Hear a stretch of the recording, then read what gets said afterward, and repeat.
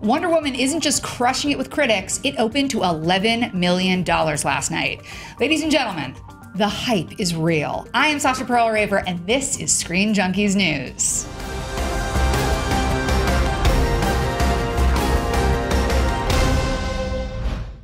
First, Wonder Woman's early social buzz was positive. Then the reviews came, and they too were positive. And now, Wonder Woman has racked up $11 million in Thursday night preview screenings, which was not only the most money a movie directed by a female has ever made in previews, but it also beat preview screenings for Thor, which made $3.2 million, Captain America: The First Avenger, which made $4 million, Ant-Man's $6.4 million, and Doctor Strange's $9.4 million. This early success got us thinking about the future of the DCEU and the expectations that marketing sets for films. So here with me to talk about it are my own group of Amazonian warriors, Roth Cornett, and then the honorary Dan Merle and DJ Woldridge. Because they can't really be Amazons. I am proud to be gotta be a lady. I'm proud to be an honorary. You're an honorary Amazonian warrior. Yeah. I also just want to appreciate the fact that you called it the most movie. The most movie. It's the most movie. It's the most money a movie directed by a female director. Yeah. Beating 50 Shades of Grey, which surprised me that, thank goodness, that record is now, we have a much better movie that owns that record now. Well, it's also the second movie to be released by a female director that's has a budget of over $100 million. The two that are left that are going to come out is Mulan and Ava DuVernay's Wrinkle in Time. Which I'm very excited for. Yeah. So Facts and figures. You're welcome. That's what you tune in for. But let's talk about the fact that this is a huge win across the board. It's not just female directors. It's not just knocking out that 50 Shades of Grey previous record. It's also DC fans. Yes. It's comic book fans. Yes. It's superhero fans. It's female superheroes. Movie fans. Movie fans. Yeah, exactly. More movie. And it's also a huge win for Warner Brothers. Yeah. Now, there's a lot that can happen moving forward, but let's actually take a look at what we think happens now. Like, what do you think the next steps are? What do we know? What can we speculate on? DJ, where do you think we go from here? I feel like all the Warner execs and DC execs have to sit down and be like, how quickly can we get a sequel? Like, how fast can we make that happen reasonably? Absolutely. Right? Well, reasonably, and with all care and attention to making a good movie. Exactly. Well, we know what the upcoming DC slate is, and I think that we're going to see adjustments in this very quickly, because I would be shocked if we don't have a Wonder Woman follow-up by 2019. Right now, The Flash is still set for March 16th, 2018. Flash still doesn't have a director, has not started shooting. Shazam, perhaps. There is no way that they're not going to bump. I don't think Shazam is opening on April 5th, 2019. No. I just don't think we're far enough in that project, and I agree with you. Wonder Woman 2 needs to become the priority right now, and getting that team back, Patty Jenkins back, obviously the director, the writers, the creative team behind it, like that needs to become their focus, because they have now finally a viable property that they can now, invest in and go forward with. And Marvel's done this. Marvel had a slate laid out, and they saw kind of what was working and wasn't, and they said, okay, well, that Inhumans movie we're going to do, we're not going to do that. Yeah. And I think that Warner Brothers would be smart to do that now as well. And to be fair to studios, that's not a bad thing, right? To adjust according to what you actually have on your hands. I mean, they're doing the best they can to sort of plan ahead, but unforeseeable things come up. Unforeseeable huge successes, which we're so thrilled by. Sure. And we do know that both Patty and Gal are contractually obligated to do a sequel. Thank goodness. Yes. So we know we have a director. We know we have a star who, Gal is going to be in very high demand after this, so I'm sure Warner Brothers locked her in. They were like, we're in first position. We get you whenever we need you. I'm sure she was already in first position, though. When she signed her contract initially, she was coming off of a relatively small role in The Fast and the Furious is the largest thing she had done, so I'm sure she's locked in for a number of movies. Patty Jenkins is apparently contractually obligated, and I'm not surprisingly to do the sequel. What's interesting is what would they then do with the sequel? We've talked about that a little bit. We had a video earlier in the week where we pitched some ideas about what they could do if they kept it in the past, which I like the ideas we threw around there. But now it's sounding like it's going to be set in the present, which is kind of a bummer. Yeah, Patty Jenkins spoke with the Toronto Sun and said she's thinking more present day. Roth, that makes you feel what? I feel many things. As long as, to Dan's point, as long as this is the creative team behind it and they're giving them the time and the tools that they need to tell a strong story, I don't think that it necessarily really matters. In Batman v Superman, she did say that she had retreated from the world of men, so maybe it would be difficult to then retroactively, although this is comics, people. Yeah. And we can do that. Comics invented retconning. It invented retconning, and we can do that. So to put her in other places in time, what I liked about that idea was that you had the opportunity there to give, to create really solid solo storytelling that didn't necessarily have to connect to the rest of the Justice League, where I do think it gets difficult for filmmakers to tell cohesive stories once they have to connect all of these different dots. Can I make a pitch for a solo standalone? Yes. Sure. That is not actually any particular character, but dear Lord, I would love just a movie in Themyscira. Like, just give me 2 hours there. Yeah. How great would that be? Can that be That'd a be spinoff? amazing. Can Robin Wright get her own movie? That would be great. Woo! Yes. She was so good in this movie. She was so good in this movie. So is that an actual prequel? Because you don't love prequels, right? I don't mind prequel. Yeah. Godfather Part 2 is a prequel, Well, yeah. partially. It just has to make sense. I hate when they prequel and then it's like, we have to explain every little tiny little bitty bit of things that we already did. Like, no, you can just tell a good story that happens to be set before the other story. Exactly. Oh, I want that. Oh man, I want this so bad. I'm getting so hyped right now. You can see what was happening before Themyscira was created, Yes. and then the creation of Themyscira. Yes. Because Themyscira was amazing in that movie. Oh Yes. man! Okay, we're having lots of ideas, but there's also something that we have to think about, which is Themyscira was this amazing surprise for me. Like, I knew I was going to get Wonder Woman. I knew she was going to be in World War I. I knew a lot going into this movie, and it got us all talking about what happens when you have Twitter and online buzz and people like us who talk about these movies not just for a few months leading up to it, but literally for years leading up to their release. What does that do in terms of expectations for the film? And I know, Roth, you have a very cogent theory on this, and I would like to actually That's hear... too much pressure, Sasha. All right, fine. I just want to say that. You got some thoughts, and there's some interesting thoughts. No, I thought that you had a really great take on what it means when there is a 24-hour news cycle dedicated to these films and how it impacts their reception. Yeah, it's interesting. I just want to note that Dan made a great point that The Godfather 2 is not only the greatest sequel, but prequel of all time. So true. Okay, so there we go. So true. Fun fact. So here's the thing with summer movies and tentpole movies, and now we have them all year round, right? And this is very much a summer movie. We all love it, but we very much love it in what it is, as a summer tentpole, big popcorn movie, right?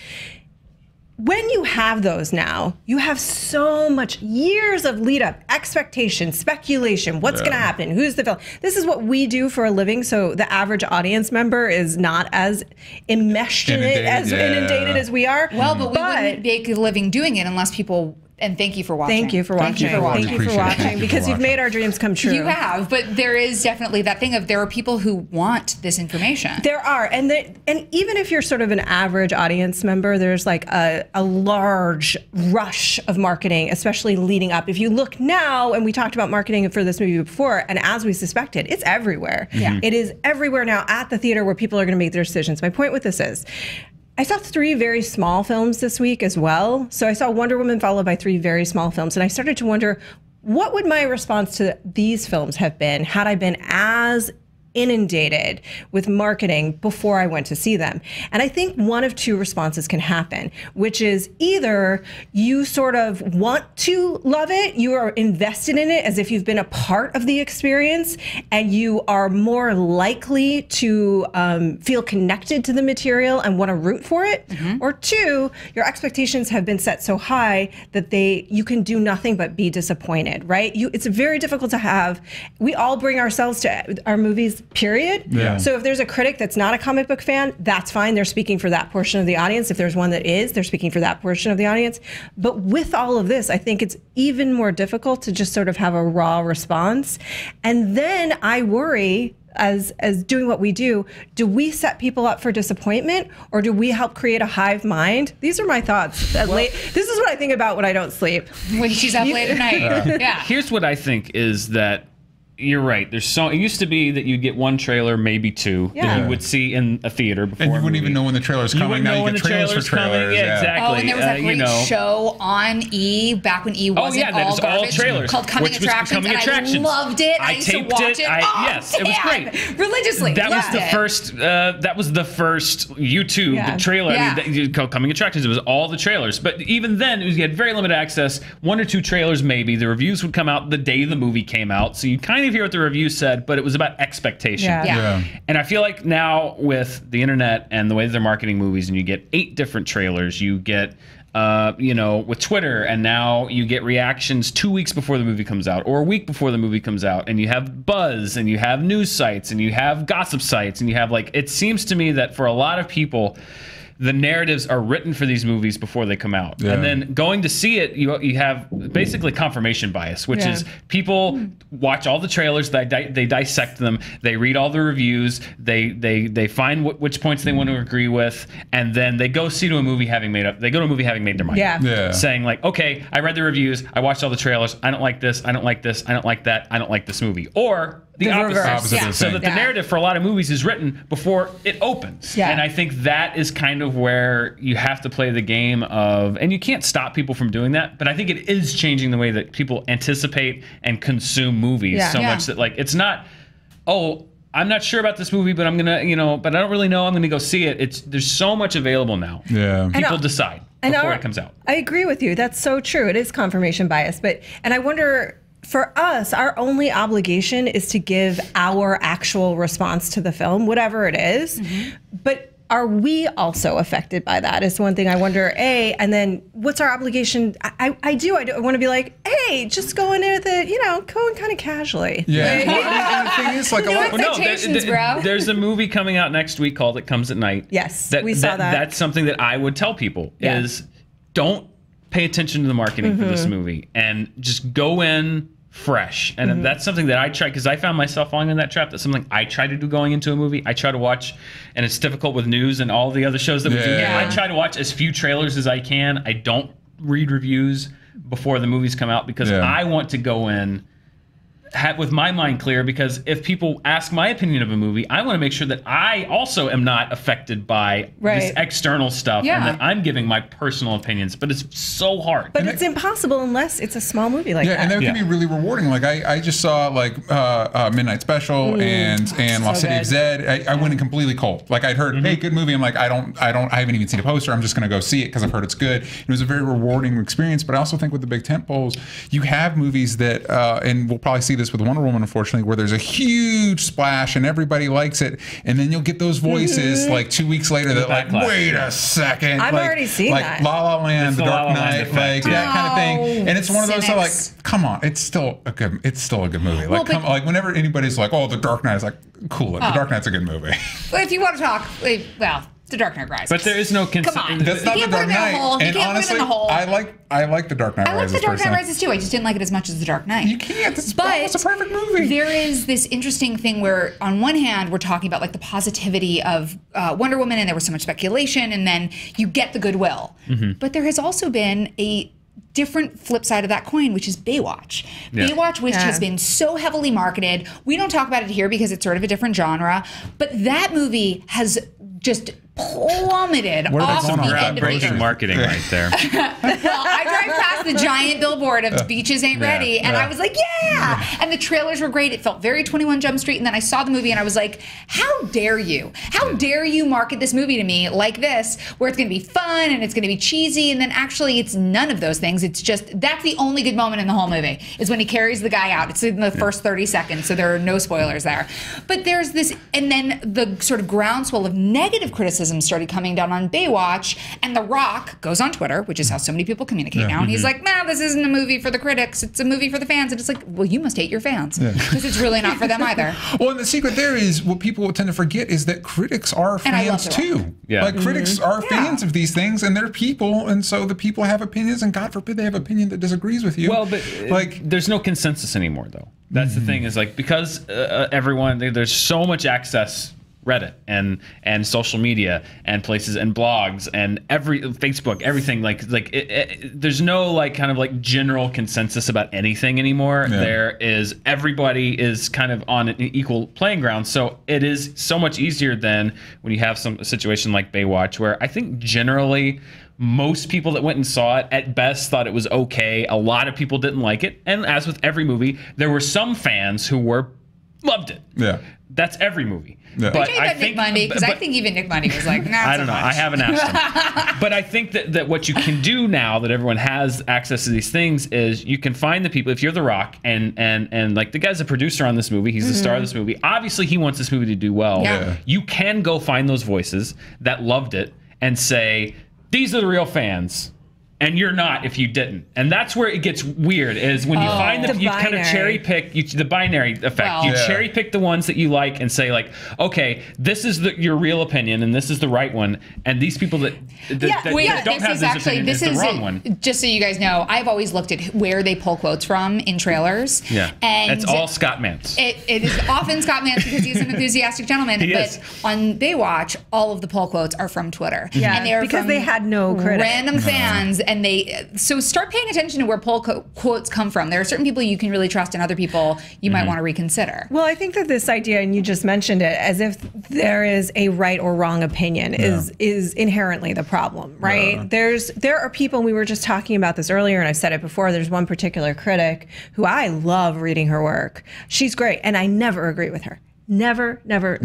But she always sparks me to see something that I hadn't seen before or I hadn't thought about before or offers an interesting perspective. Yeah. And then you find people that generally you agree with. If you're thinking of spending your money, then yeah, that's probably the approach, to find people that you generally agree with and go sort of based on what they're saying. Well, but this brings up the whole idea but even then you can disagree, and that's not bad. But not to disagree with Dan, but you're like, there is no consensus anymore, but there is, and it's called Rotten Tomatoes, and it is flawed, and it is also fun, and Dan, you've been working on a story about it, but when you talk about things like Rotten Tomatoes and Metacritic, we can tell you that Rotten Tomatoes right now has Wonder Woman at 93%. Metacritic has it at 76% with critics and an 8.3 with fans.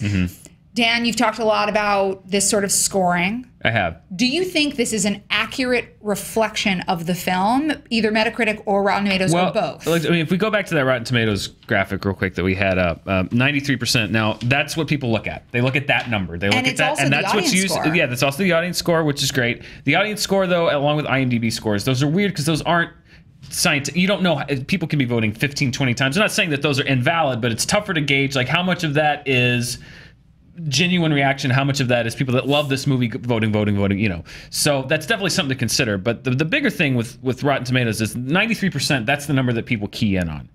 For me, the much more important number is the one that's underneath that, which says average rating, which is at a 7 points. Because if you look at, you know, it's very small, but underneath that, it says average rating, and it'll give you a number out of 10. I'm going for it. It says 7.6 out of 10. For me, that's the much more important thing, because, again, Rotten Tomatoes is a binary system, and I get it. It's easy to consume.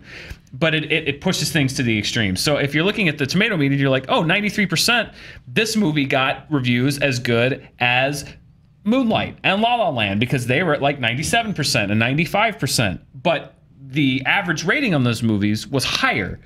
That's not to say that Wonder Woman's worse, but it does kind of put into context of, like, you know, critics liked this movie, didn't think it was perfect, but generally gave it very positive reviews. And I think that's a much more nuanced way of looking at it. Also, you know, when you look at, for example, to play devil's advocate with another DCEU movie, Suicide Squad and Batman v Superman. Now, if you looked at the Rotten Tomatoes numbers for those movies, Wonder Woman's at 93% here, and Batman v Superman is at, you know, I think like 28%. And you look and you're like, oh my God, look at the gulf between these two movies. But if you look at the average rating, again, Wonder Woman's got like a 7.6.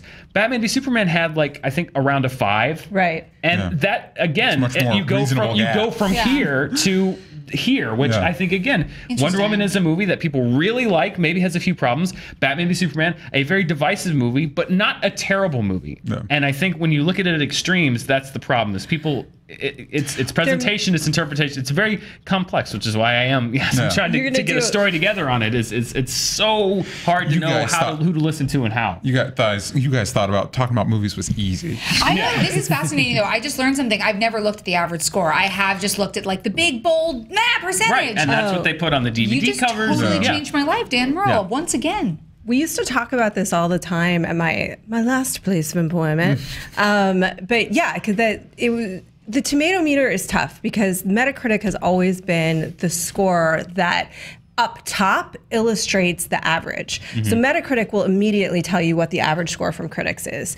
And Rotten Tomatoes, it's there, but it's a little bit buried. And so you're right, Dan. I mean, the other thing about that too is which reviewers are even, it gets even more complicated when you look at which reviewers are even on there, which reviewers are they even weighing in on both of those outlets? And also if you read the reviews, very often I'll read something and I'm like, how is this fresh? Well, that's the binary system is you have to make a judgment call in there somewhere. Is it fresh or rotten? And it's fresh or rotten? By the way, I can tell you how. It's at a 6 or above. A 6 or above is considered fresh. So there are reviews for movies that can scathe the film, but maybe the reviewer's sense of scoring is different than yours or yours. And they're like, I don't know, it is what it is. I think it's a terrible movie, but it fits into this sort of, you know what you're going to get with it. I'll give it a 6. And suddenly that's a fresh. I had that happened with a couple of my reviews on Rotten Tomatoes where I would not say that is a movie that I liked, right? But they counted it as a fresh. Well, if you go look at Man of Steel, go look at the numbers on Man of Steel. The big green splat says 58%, I believe, rotten. Yeah. If you look at the average user score, it's fresh. It's over 6. So again, that's one of those movies where it's right in the middle, but if you take just the quick face value of what it's telling you, it's going to tell you it's a bad movie when it is absolutely the definition of on the line, divisive. You could go either way on it, but people 6.2. Our reviewer is telling us this is 6.2. And that's funny because that's literally the movie. But and BBS is 4.9. BBS is 4.9. Which is, it's just a really fascinating thing because they force you into a binary, which like I remember even having to give scores gives me hives. And we had a score system from point system, and I would going between a 6.3 or 6.5. I would just start to have a nervous breakdown because it made such a difference, and it shouldn't when it's like, well, read the body of what we're saying. Yeah. Because that's what's important. I have a board in my office. There's string. There's numbers and equations. It's like a beautiful mind in there. I'm hoping to boil all this down. What we're trying to say is we're all crazy people up here, and so just find reviewers you like ScreenJunkies news reviews. Yeah, like Dan Merle's great reviews. Yeah, and then you're like, hey, I'm on board with that. And also, when you talk about reading the body, like people care about different things, man. Like, if you don't care about dialogue, maybe certain when you movies said don't bother reading the body, I thought you were talking about that Vulture article again. So according to Deadline, ComScore Screen Engine's post-track shows that 39% of people who went to last night's preview screening saw the movie because they had an interest in the DCEU, 53% because it was just a superhero movie, and 31% because they loved Gal Gadot. That's the only way you can say her name is with an accent. So we asked you why you wanted to see Wonder Woman, and here's what you had to say. 29 because you love Wonder Woman, 59 because you love superheroes, and only 12 because you love Gal Gadot? Oh. Well, I think that'll go up. You can only answer one on ours. And that'll go up. We forced them into a binary. We did. After all that talk about it. But Roth, before we started, you were saying like, loved her before. I was asking, did they ask this question before they saw the movie or after they saw the movie? Because I feel like if they asked that question after they saw the movie, like 90% would have been like, because I love Gal. Oh my God, because I totally fell in love with Gal. Yeah. She's so incredible. She's so incredible in this movie. I fell in love with her. Look, I came out of BVS, I think like a lot of people going, I loved Wonder Woman. She was one of my favorite things in that film. But in this one is where you really get to know her and you get to see her portray this character and bring her to life. And she's just perfection. She's just perfection, and that's it. My opinion is that she's perfection, and that's the right one. I'm kidding. Well, think what you think. Going off of that fresh, we want to know why you went to go see Wonder Woman. Let us know in the comments below. You can tweet us at SJ News. Make sure to like and subscribe. Of course, you can always click here for more Screen Junkies news. We will see you soon.